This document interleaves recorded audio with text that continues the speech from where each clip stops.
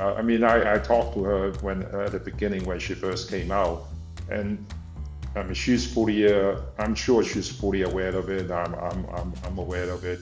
Her phone is being listened, being tapped into. She's not gonna say anything negative of the states. If anything, she's gonna sing the glory song of the Communist Party. In the early 2000s, Desmond Shum and his wife Whitney Duan were among some of the richest people in China. They had their fingers in projects spreading from infrastructure to hospitality and real estate, and they had some of China's most influential politicians on speed dial. But that all changed in 2017 when Whitney was disappeared by the Chinese state. Desmond now lives in the UK, where in 2021 he wrote his memoir, Red Roulette, and he is now a commentator on Chinese politics. He joins me today on Chinese Whispers. Desmond, welcome. Now, to start with, can we get you to introduce yourself and explain how you came to have a front row seat to Chinese politics in the 2000s? Oh, that's a long story. So I first went back. Well, I'm born in Shanghai. I grew up in Hong Kong, and I went to school in the States, and I start going back to China for business beginning of 90s, so 93, 94, and I've been there, well, basically out of in and out of China for about what 30 some years. And I think he had a front row seat too because of my ex-wife. So we were business partner with the premier Wen Jiabao's family, and then it is well documented. Those basically brought apart by the New York Times story on my ex-wife, and that just come. I guess that's sort of our foray into the global stage. You mentioned that New York Times expose, and that was a really high profile one at the time. So just explain a little bit about the relationship of you and Whitney with those politicians. It wasn't just having friends in high places, it was more than that. You guys were white gloves, is that fair to say?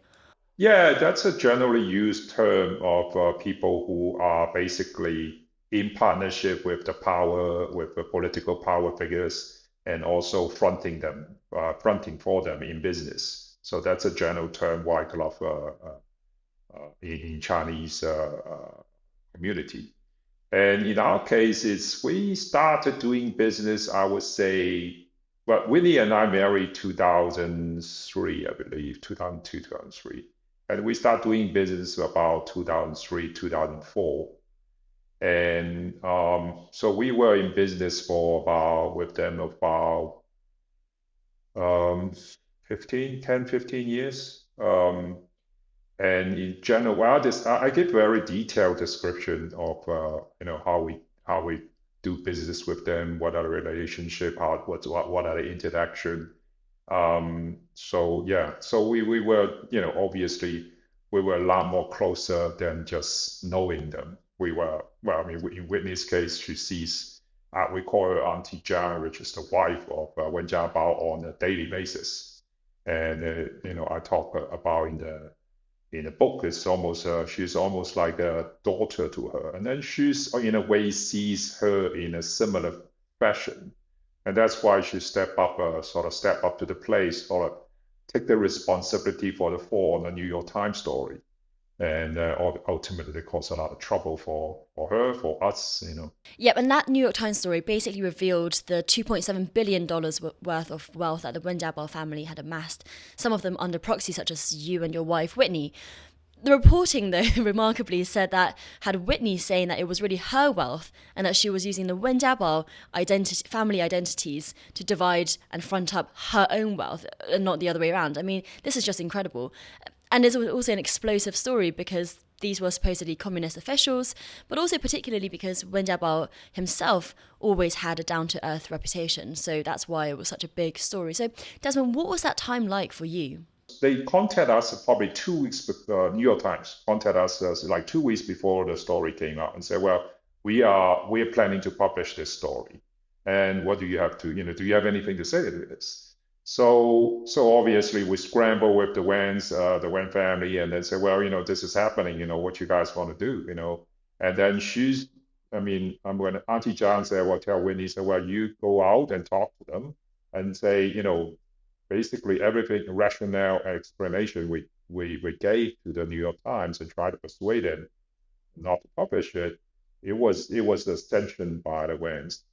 And then the reality actually that at the time I was telling Whitney just in general in this kind of cases you just stop talking to the media, right? You don't talk to them because it's nothing. They write whatever they're gonna publish whatever they're gonna publish, and then you basically let them do their thing, and then you stay back. That's probably the best response. The more you speak, and especially in that kind of situation, that the more incriminated, so to speak, you will be. But the Wen want her to step in the front and then take the ball, and then she sort of seeing almost, she sees the Wen as like patrons, almost to the extent of like a family elder. Auntie Jiang is to her, and she said, "Well, I'm going to do it for them." So she went out, and then the story came out, and then basically it's sensationalized. I mean, the Wens and us are obviously all together make a lot of money, like up to, I think together we probably, I would say probably make $1 billion about between the two, the Wens and us. And but it's painted as corruption. And then obviously one is painted as corruption. We can go into detail. I don't see it as such. But the secondly is, obviously the first time one of the power figure of China came out and to be exposed to have that much wealth, which has never been done before. And that's just a front page, and it was sensational because it's ever happened on a power figure of PRC. And the story seemed to blow over. Wen Jiabao leaves office the next year in 2013 because his 10-year term is up. His leadership with Hu Jintao was replaced by Xi Jinping and Li Keqiang. But sadly, part of the reason you wrote your memoir is that Whitney was actually disappeared by the CCP in 2017. What happened there? I never know why she was disappeared. She was disappeared by the state. Actually together with 3 of her colleagues, were her staff. So 4 of them was disappeared on the same date. And none of them was ever charged. She was disappeared for 4 years, so she came out a few days before my memoir came out. Her staff came out a year before that, so they were disappeared for 3 years. And it's all, we can all guess why it happened in such a way, but I would say it's probably most likely power politics related, given we were so closely related to Wen Jiabao, and Wen Jiabao is still have a lot of lasting influence. Has she now been released? There were a handful of reports of her in public last year. Yeah, she came out. Well, she reached out to me 3 days before my book came out, trying to persuade me not to publish it and not to release it. And then she had been out since. So she has relative freedom within China. They won't let her out of China. She's reachable. She's relatively free to travel within China. So that's incredible then. So she disappears in 2017, and by that time you had already got a divorce, I think, but you were still... we were divorced. We were divorced in 2014. Yeah. But the family were never told why she was detained, where she was detained. You share a young son, and he never really knew what happened to her. To the extent they didn't even tell anybody had detained her. Her family, her parents, nobody from her family ever heard from the authority she has been taken. She just, vaporized from the street of Beijing and just gone. And then the authority never say they have taken her. And in your book, you theorize that she was the victim of kind of political factions within the Chinese Communist Party, that the Wen faction, some enemies of the Wen faction essentially wanted to get at her. Is that what you still think has happened? Well, let me actually talk about 2 things in terms of power politics. The first thing is the New York Times story. So according to, so the story came out, and then the New York Times obviously have a lot of documents. So this holding of the Ping An, insurance, which is the second largest insurance company in China, the shareholding of the company actually go through multiple layers of company within China. And then the New York Times have the document to trace all the way back. Rich, obviously the Wen has a deep interest, like how does that happen, right? I mean, how does that happen? So Wen actually looked into it, and then according to them, they share with us, it's from the Bo Xilai fashion.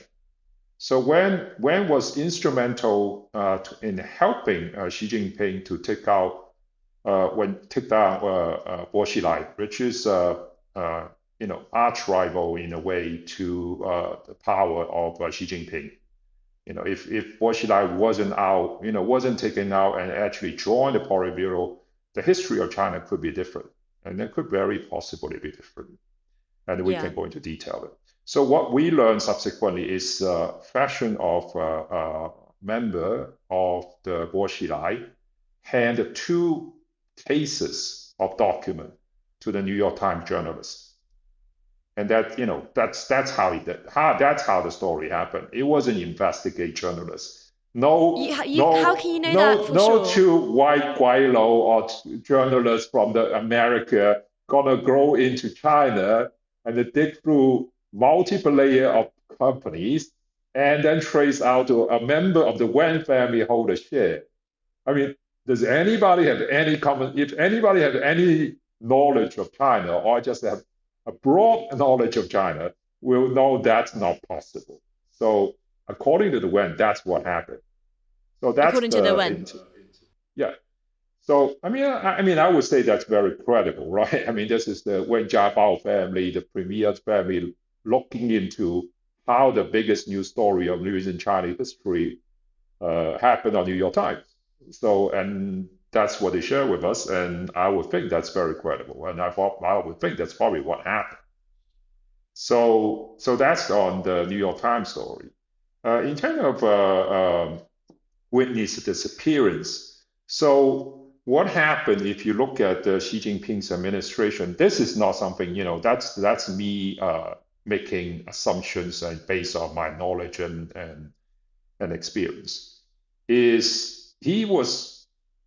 his first administration is generally all about concentration of power, right? You look at all the dozens of most powerful political figure he taken out, the millions of people he arrested, bureaucrats he arrested, on the I wouldn't say pretext, maybe that would be too strong a word, but on the allegation of corruption. Right, and basically he took down millions, and everyone is because of corruption. Some of it I think is genuine. Plenty of it has. I wouldn't say the accusation is not genuine, but I would say the motive is not because of corruption. Right. I mean, I believe the whole world understands that. So, in terms of Wen's, the Wen obviously was last premier, one of the most powerful figure in China. And he is also the political figure in China in the highest echelon of power, actually came out to say democracy is a good thing, institutional democratic reform is needed, universal value is a good thing. Which universal value today is you can't even search the word universal value in the internet in China. It's a banned word. So he is he's the figure who actually came out and say that. And then for that, he actually has a lot of admiration within the Chinese society.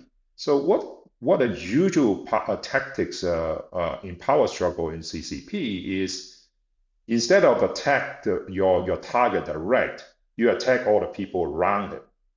And then, so in this case, it will be like, basically is one, it's well known that we are close to the West, right? We're close to the Wen family, right? So he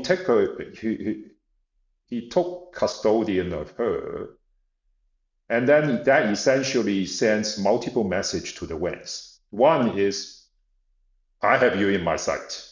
So who is he? I mean Xi Jinping. Right. So sending a message to the West, like, one is, I have you in my sight. Even though Wen Jiabao was one of his supporters at the beginning in 2012. Yes.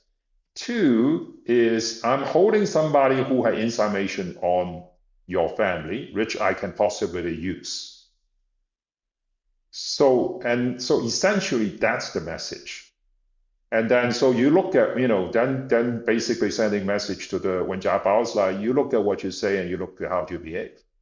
That's what it is. That's a very common tactic used in a power struggle within China. So Whitney was an insurance policy. It's not insurance policy. It's a warning sign. It's a warning signal to the West. You and Whitney, you had such amazing success during that period. In your book, there's all sorts of incredible kind of insider scenes that you recount. Even stuff like after that New York Times expose that actually Wen Jiabao threatened to divorce Auntie Zhan, Whitney's patron, and actually become a monk, and the party stopped him. Tell us about that, because I just wanted to, of the many gossip in your book, I just want to pick up on that particular bit. That was incredible. Yeah, because I mean, actually, one of the things my book talk about, and a lot of people actually don't believe it, is Wen Jiabao knows his family is in business. That he know. I mean, Auntie Zhang is one of the first entrepreneur who run a listed company. She run a listed company which is state-owned in jewelry. And so it's the first batch of listed, that company was the first batch of Shanghai listed company. So she knows business, and then he knows she runs, she has, she had business interests, and then she runs around in the business world. What he doesn't know is how much wealth they have accumulated through that business. That he doesn't know. This is his own wife. He didn't know his own wife had accumulated this amount of wealth. Yes, because the way their family run is, first of all, the two of them very, very close. So, and then Auntie Zhang is the power figure within the family. She runs the house. And then, she's busy, he's busy, and then he's, on the job 24/7. And he take care of everything around it. She take care of everything else and assist him in even political affairs. And I talk about it in my book. I mean, he generally doesn't know how much business interest, how large a business empire they had built. And so when the New York Times story came out, it really surprised him in a way. Actually, he shocked him. And then he is a person, if you look at the way he has behaved over his 10 years in power, or decades before that, he's a person who cared the most is about his legacy. That's what he cared the most.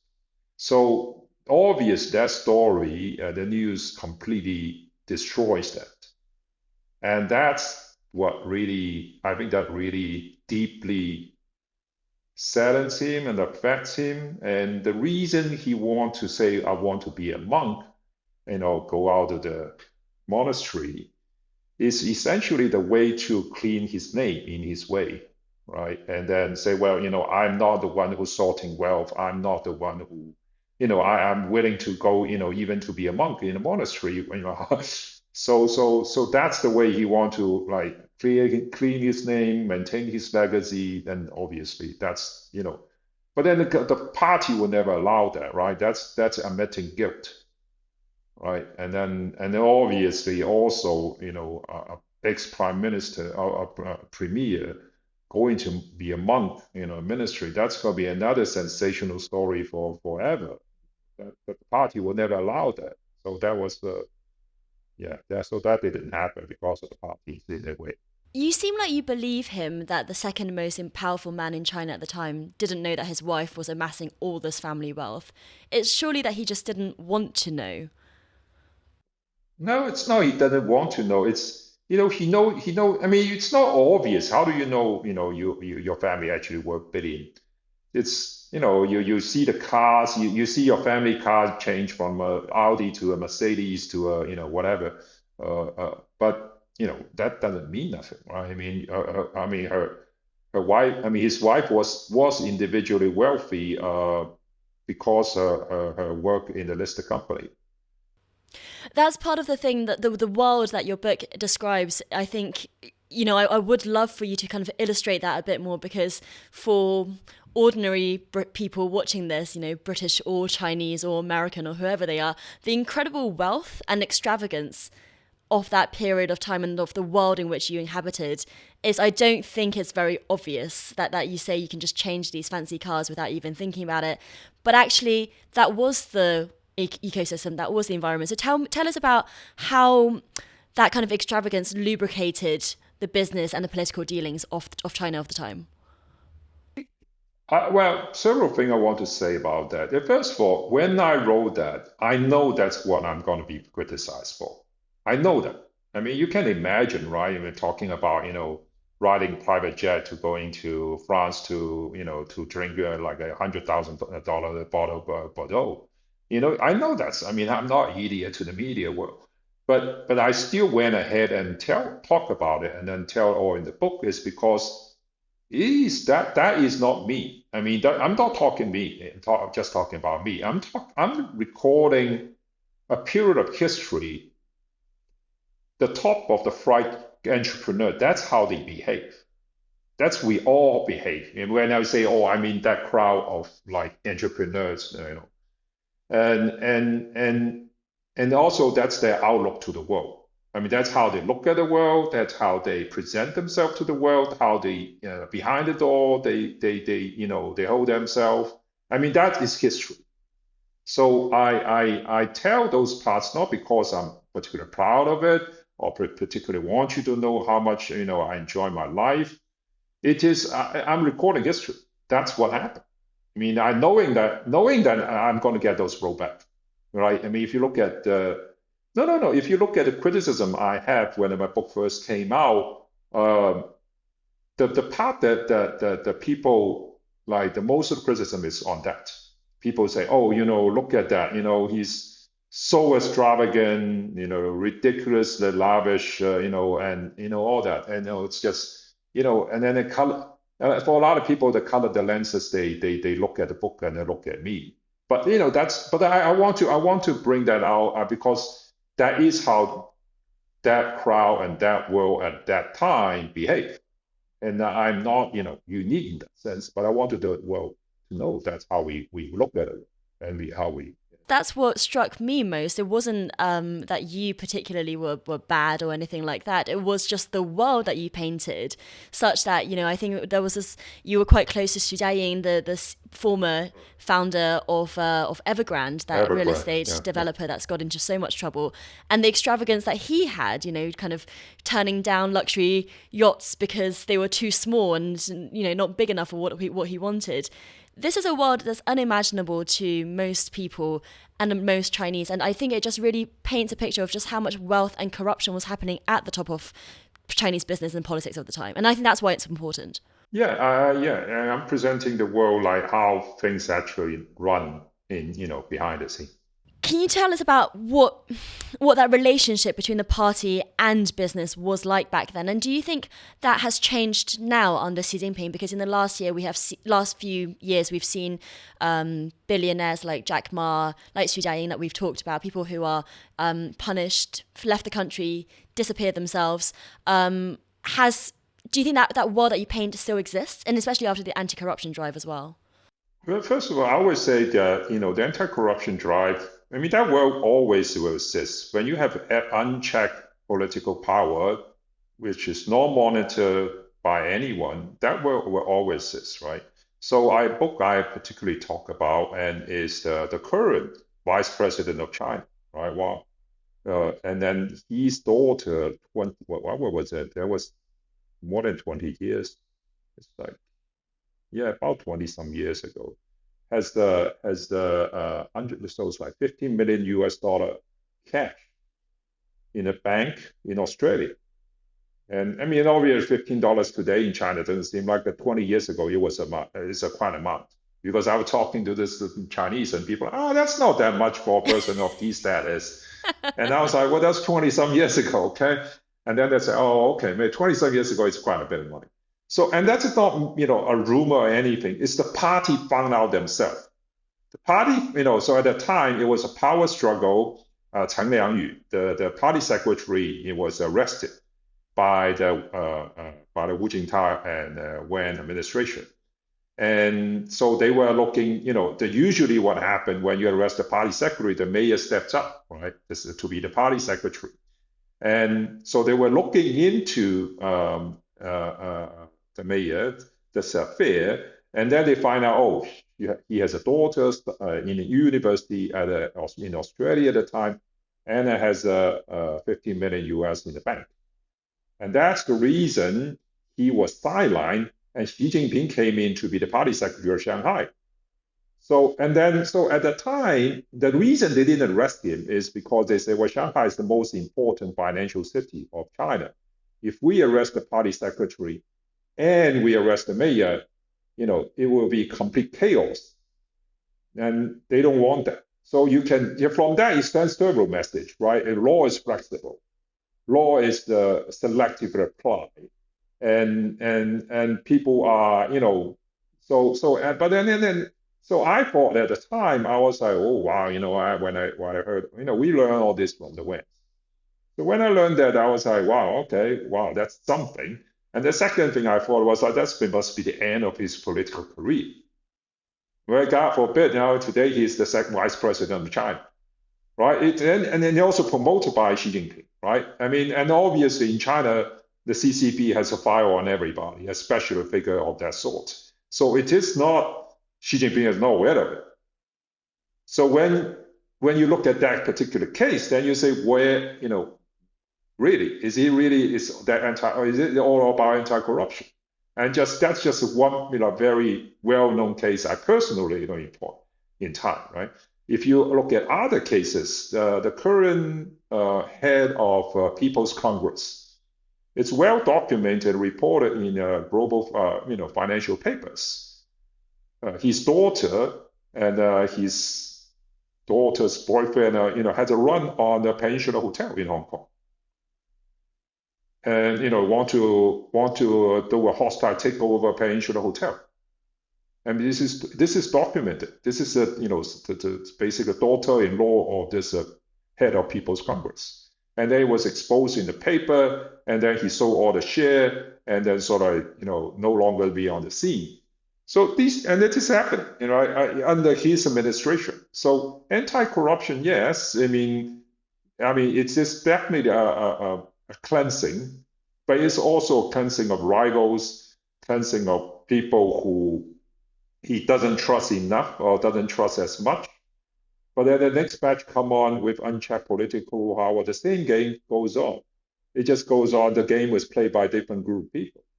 Do you think that the game has changed in a sense that there are not so much factions anymore under Xi Jinping today than there were when you were wheeling and dealing, as it were? Yeah, that I agree. There's Xi faction, and I wouldn't say the other faction that exists, but it's definitely not as powerful, and a lot of it's laying low and underground. Because he has managed to centralize powers so much through the methods that you've already described. Yes, and they crush everybody, and he arrests so many, and then the rest actually this year, the first 9 months arrest of high-ranking figures in the financial industry is the highest it has been during his time. I think 70-some vice ministers and above was arrested in the financial industry. Well, that strikes me as the other thing that's changed, that even if it's not about tackling corruption, Xi Jinping has taken more control of the private sector, and he doesn't seem to care about damaging business confidence or investor confidence when he starts to kind of tackle people like Jack Ma and Xu Jiaying and other financiers. That seems to have had a repercussion on in terms of China's economic slowdown. Yes, that's why I wrote in my Twitter. You may have seen it. When you look at Xi Jinping, the first thing we really need to recognize is and put in front and center is he's a man of belief. I mean, he has belief. I mean, he's not just like some people presented. He's just hungry for power and want to be a power dictator and a power grabbing dictator. He is a man of belief. he believed that, Communist Party should have eternal hold of power in China. And so that's the first thing. And the second thing, because of that belief, in his mind, he's trading short-term sacrifice for long-term gain. Even when he first came into power, he said, knowing that, he's crushed on the private enterprise, is the technology industry, the tech titans, the real estate industry, and all that will do damage to the Chinese economy. But then he said, well, I'm willing to sacrifice these short-term losses in order to the long-term gain to solidify political power of the Communist Party, because he sees all those things are eroding and taking power away from and diffusing power throughout the society, taking power from the party. So he's willing to do that. But what I always, I always call him stupid, is because he failed to realize the pain and suffering and losses he inflicted is so severe. He actually changed the trajectory of China to the extent that now he's retreating. He's taking tactical retreats because the trajectory is completely changed, and the downturn is so severe, it may be turning into a long-term loss instead of a long-term gain. Can you elaborate on that? Because that's quite a bold claim that he's turned the trajectory of China's economic success.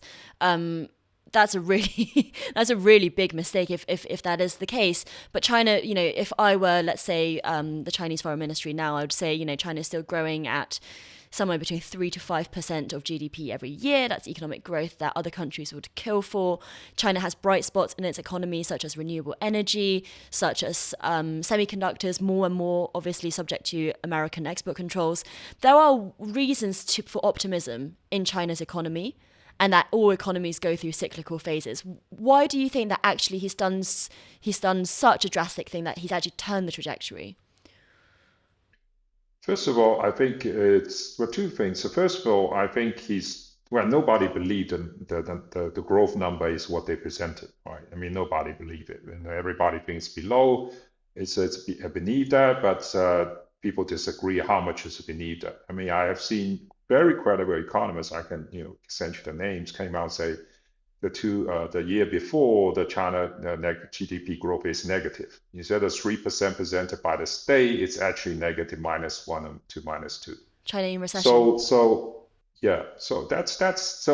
And nobody believed this. The 5% they're calling it is actually 5%. And then you look at the news on the ground, nobody gonna tell you that's 5%. Yeah. So that's the thing. And then you look at, that's just like a top line figure. But you look at everything, right? You're looking at the situation China's export industry face. You look at the investment in the foreign investment figure coming into China. You look at the domestic infrastructure spending. How much you can build, right? And you look at the consumer spending. It's all about Pinduoduo downgrading or number. So everything it's going south. And then the reason, we joke around, within the Chinese community, is like he was handed a great hand of, with you playing a poker game. He was handed a great hand. And then we cannot imagine he played the game to so lousily. That's where we are at this moment. When he came in, China was going at 8%. Those are the decade. Actually, China was suppressing the number. They were growing 10. They say, well, we are actually growing only at 8. Now we are a different game. They came in, it's going to grow at 5 this year, but nobody believes it's going to grow at 5. And then so I was guessing how much beneath 5 it's actually happening. So. This reminds me of an incredible conversation that I was party to earlier in the year in Shanghai with some very high net wealth business people who were all kind of sitting around the dinner table thinking, what's his plan? You know, they were all trying to figure it out, and you can see that in front, especially in front of a foreign journalist, they didn't want to say anything negative, but the underlying message was I'm totally baffled. I don't understand where he's taking the economy, what his long term plan is. And one of them actually said, I can only imagine that he does have a plan and that I'm too stupid to understand it. Kind of grave humor, sarcasm. Um, but I imagine those conversations are happening quite a lot in China. And Desmond, of course, your background is in business, but are you also concerned about the social trajectory that China is going down now? I know that from my perspective, I am. One of the reasons I particularly wanted to talk to you now is because of this recent reporting from the Financial Times that some primary school teachers in some parts of China have been asked to hand in their passports to the local authorities and they have to apply to have foreign travel. Now, that just struck me so hard because of course, local authorities sometimes take passports of party cadres, very senior public sector servants, and their movements are tracked. We know this. But for primary school teachers to even apply for a foreign holiday, that just seems so like the antithesis of what we have come to associate with modern Chinese identity, or at least since Reform and Opening, you know, these Chinese tour groups that are all over the world to the extent that they've become a bit of a hassle to a lot of people. And it just seems like all of that is turning back on a social element as well. Yeah, but one of the things I have been saying, and that I try to illustrate with my own story in the book, is things change, not sort of revert back to the communist, our idea of how a communist controlled country is run after the financial crisis of 2008. It doesn't change under Xi Jinping. It quickens, and then he took it to another pace during his administration, but it didn't start with it. So the taking passport away from it started actually before Xi Jinping, and we got to deal with them. So even when I in 2000 around 2010 they start taking it's a gradual process. So first, like, okay, the bureaucrats, you can travel overseas.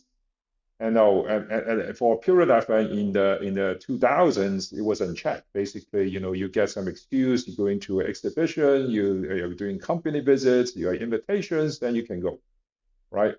And then it will becomes like, okay, you can go, but only within 15 days, and within the 15 days, you can do no more than 3 countries. And then it becomes, okay, within 15 days, no more than 3 countries, and then you have to hand your passport back after you went.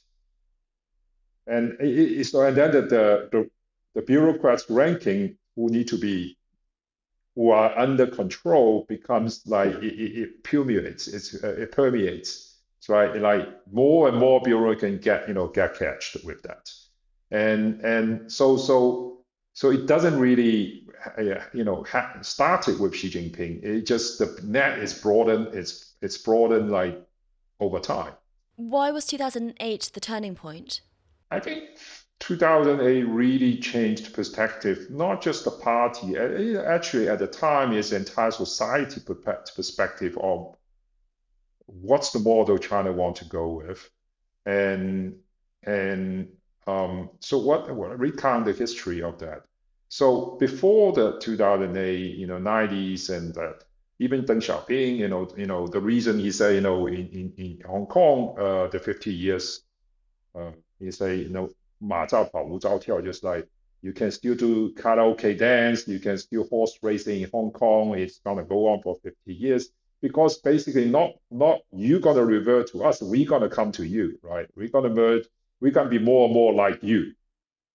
Right, so that before the financial crisis, the general consensus within the party and then the broader societies, we're going to be more and more like the West. The disagreement is like, oh, what pace are we going to, move to, at what pace are we going to change? That was the broad consensus. The financial crisis, what happened with it was all of a sudden, all the democratic world, the economy, the financial, the state finance and all that, I was in trouble. And it spread over to Asia. And then the Western country, the democratic country, were looking to China. Said, well, the time was looking at is China going to hold a exchange rate? If China not going to hold exchange rate because they worry about the export numbers, and then it will lead another round of depreciation across Asia, and it will further destabilize the entire economy globally. So China, Wen Jiabao hold exchange rate. He launched the all famous now 4 trillion yuan stimulus plan, and that really changed the trajectory of the global economy at that point. And that was a time the Chinese actually all of a sudden look at themselves and they say, well, actually, their system is not that great, and our system is not that bad.